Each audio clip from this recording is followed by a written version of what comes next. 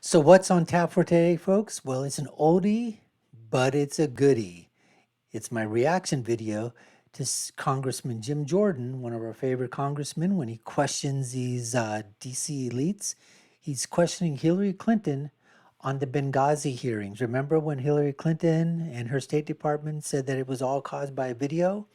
Well, we're going to give our reaction to that video, and that's going to be coming up in the next couple of minutes. But before we get to that, we want to thank you for watching the Dr. Nasir Shaikh Show. I'm your guest host for today. My name is Dr. Shaikh, and if you haven't already done so, please subscribe to the video, to the channel, like, share, and follow us. You know what to do. And let's get straight into my reaction video. Let's go to it right now. From Ohio, Mr. Jordan. Thank you, Mr. Chairman. You just gave a long answer, Madam Secretary, to Ms. Sanchez about what you heard that night, what you're doing, but nowhere in there did you mention a video. You didn't mention a video because there was never a video-inspired protest in Benghazi. There was in Cairo, but not in Benghazi. Victoria Nuland, your spokesperson at the State Department, hours after the attack said this: Benghazi has been attacked by militants. In Cairo, police have removed demonstrators. Benghazi, you got weapons and explosions. Cairo, you got spray paint and rocks. 1 hour before the attack in Benghazi, Chris Stevens walks the diplomat to the front gate. The ambassador didn't report a demonstration. He didn't report it because it never happened. An eyewitness in the command center that night on the ground said no protest, no demonstration. 2 intelligence reports that day. No protest, no demonstration. The attack starts at 3:42 Eastern Time, ends at approximately 11:40 p.m. that night. At 4:06, an ops alert goes out across the State Department. It says this: mission under attack, armed men, shots fired, explosions heard. No mention of a video, no mention of a protest, no mention of a demonstration. But the best evidence... So now, let's take a look at this here. This explains it all. Right here, folks. It explains everything. Doesn't it? You ask me. She's in a hearing. She could give a damn about the 4 American lives. Ambassador Stevens. Right? Part of our State Department. These are all people part of our State Department. And she's got the nerve. She has the temerity. She has got the absolute... She has no shame, folks. Hillary Clinton has absolutely no shame. Here she is, and as if this is all beneath me. Okay, can we get on with this? Just hurry up, okay? I did what I had to do. 4, 5, 6, 7. Some Americans died. Who cares? As long as whatever I want to do gets done. That is a look of treason, folks. That's treasonous right there. This is Greg Hicks, the number 2 guy in Libya, the guy who worked side by side with Ambassador Stevens. He was asked if there had been a protest, would the ambassador have reported it? Mr. Hicks' response, absolutely. For there to have been a demonstration on Chris Stevens' front door and him not to have reported it is unbelievable, Mr. Hicks said. He said, secondly, if it had been reported, he would have been out the back door within minutes, and there was a back gate. Everything points to a terrorist attack. We just heard from Mr. Pompeo about the long history of terrorist incidents, terrorist violence in the country. And yet 5 days later, Susan Rice goes on 5 TV shows and she says this: Benghazi was a spontaneous reaction as a consequence of a video. A statement we all know is false. But don't remember when that happened? Remember that other idiot, the Assistant Secretary of State, Rice? Remember when she goes there on TV, on those 5 shows, and spins this web of lies? I mean, folks, because the whole reason was at that time, it's coming up on an election. They basically said that everything's under control. They've got everything in place. The State Department is doing its best job of making sure that demonstrations don't pop up, that terrorist attacks don't happen. We're in constant contact with the players in the area, and we've got it buttoned down. And that was the story. And then if they say that there's a terrorist attack happening, 50, 60 days before the election, they can't have that. So they've got to spin these web of lies, which is exactly what they did. Don't take my word for it. Here's what others have said. Rice was off the reservation on 5 networks, White House worried about the politics. Republicans didn't make those statements. They were made by the people who work for you in the Near Eastern Affairs Bureau, the actual experts on Libya in the State Department. So, if there's no evidence for a video-inspired protest, then where'd the false narrative start? Started with you, Madam Secretary. At 10:08, on the night of the attack, you released this statement. Some have sought to justify the vicious behavior as a response to inflammatory material posted on the internet. At 10:08, with no evidence, at 10:08, before the attack is over, at 10:08, when Tyrone Woods and Glenn Doherty are still on the roof of the annex fighting for their lives, the official statement of the State Department blames a video. Why? During the day on September 11th, as you did mention, Congressman, there was a very large protest against our embassy in Cairo. Protesters breached the walls. They tore down the American flag. And it was of grave concern to us because the inflammatory video had been shown on Egyptian television, which has a broader reach than just inside Egypt. And if you look at what I said, I referred to the video that night in a very specific way. I said, some have sought to justify the attack because of the video. I used those words deliberately, not to ascribe a motive to every attacker, but as a warning to those across the region that there was no justification for further attacks. And in fact, during the course of that week, we had many attacks that were all about the video. We had people breaching the walls of our embassies in Tunis and Khartoum. We had people, thankfully not Americans, dying at protests, but that's what was going on, Congressman. Secretary Clinton, I appreciate most of those attacks were after the attack on the facility in Benghazi. You mentioned Cairo. It was interesting what else Ms. Newland said that day. She said, if pressed by the press, if there's a connection between Cairo and Benghazi, she said this, there's no connection between the two. So, bingo. There was no connection between the two. This is the press secretary for the State Department. They already had this thing well thought out in terms of what they were going to do. Once they had this, they had to spin this in terms of a political spin, which is basically what, most administrations do. But the Obama administration, with Hillary at the center, at the heart of the State Department, being the Secretary of State, this was something that she did not want pinned on her derriere. Oh no. She wanted to make sure that this was not labeled a terrorist attack. So here's what troubles me. Your experts knew the truth. Your spokesperson knew the truth. Greg Hicks knew the truth. But what troubles me more is I think you knew the truth. Yes. I want to show you a few things here. You're looking at an email you sent to your family. Here's what you said. At 11 o'clock that night, approximately 1 hour after you told the American people it was a video, you say to your family, 2 officers were killed today in Benghazi by an Al-Qaeda-like group. You tell the American people one thing, you tell your family an entirely different story. Also, on the night of the attack, you had a call with the president of Libya. Here's what you said to him. Ansar al-Sharia is claiming responsibility. It's interesting, Mr. Katala, one of the guys arrested and charged, actually belonged to that group.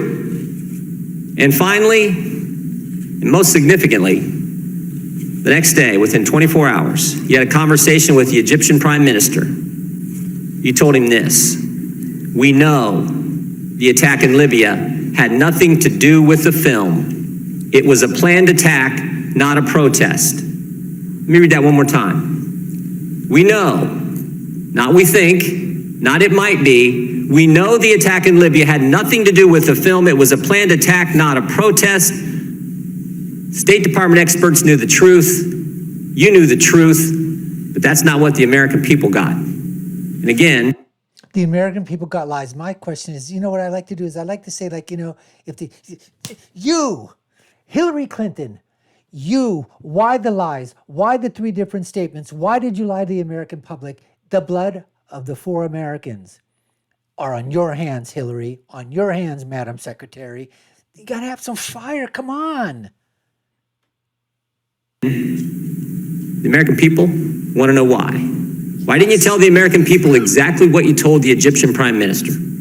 Well, I think if you look at the statement that I made, I clearly said that it was an attack, and I also said that there were some who tried to justify it on the basis of the video, Congressman. And I think but real quick, calling it an attack is like saying the sky's blue. Of course, it was an attack.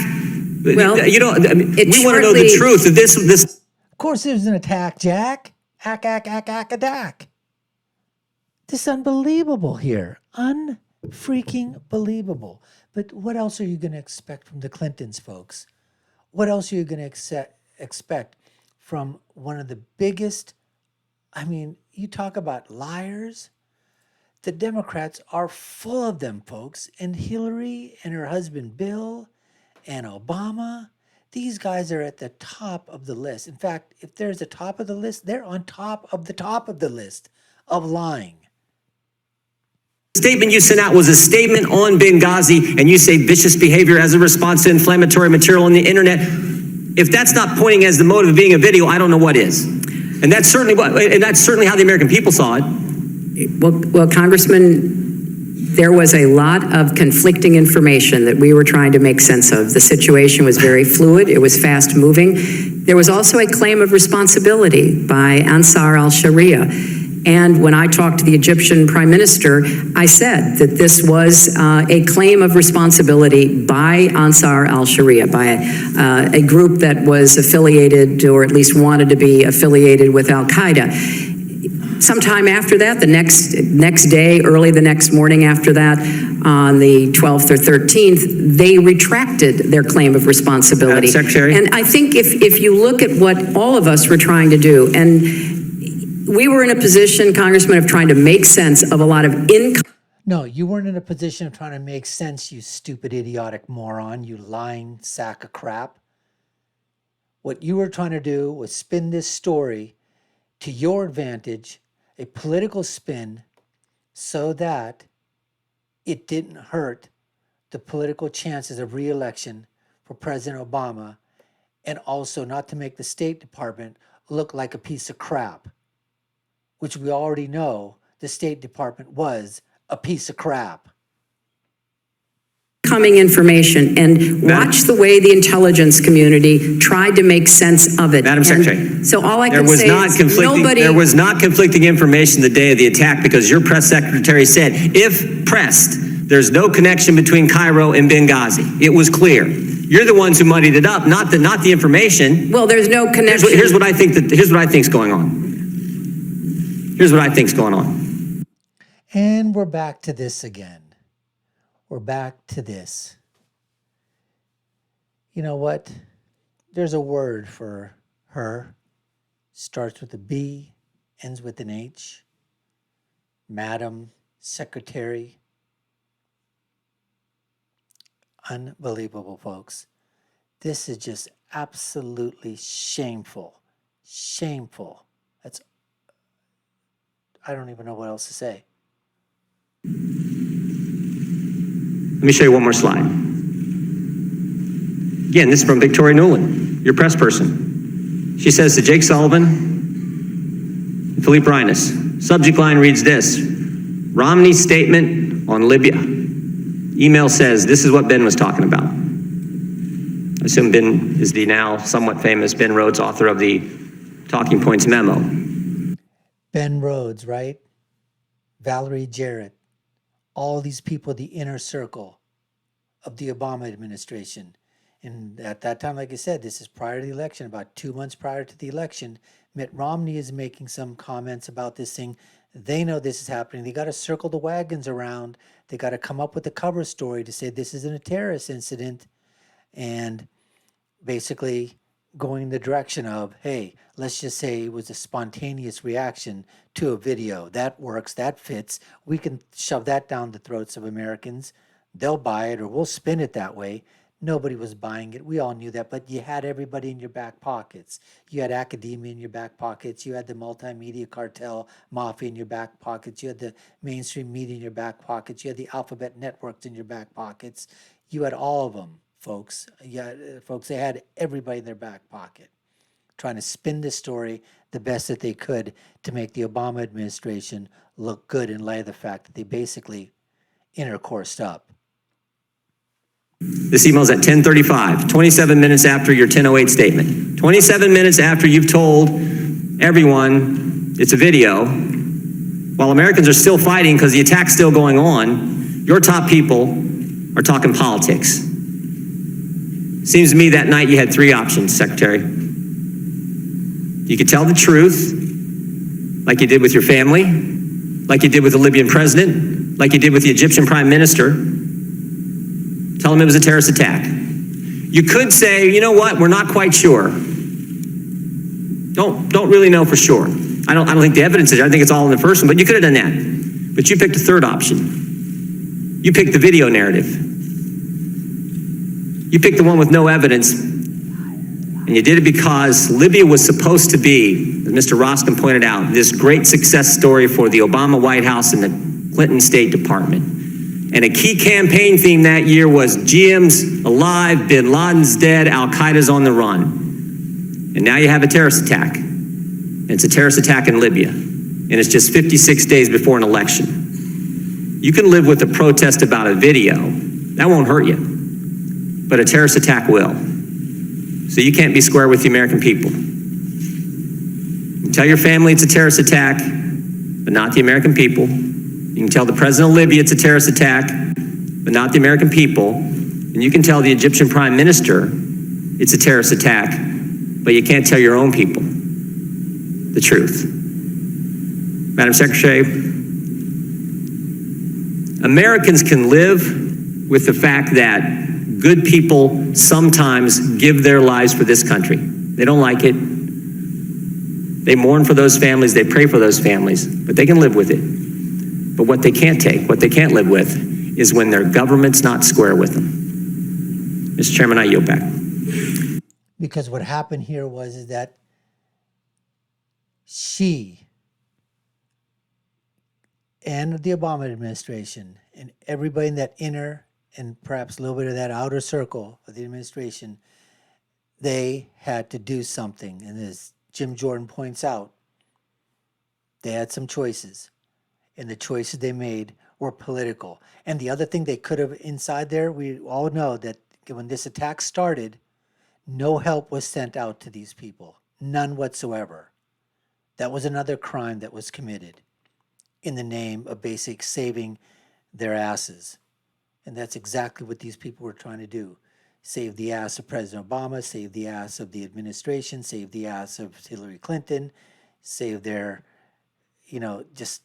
They had to come up with, as we say, a spin cover story that they could literally put out there as this is what was the cause of it. It wasn't a terrorist attack.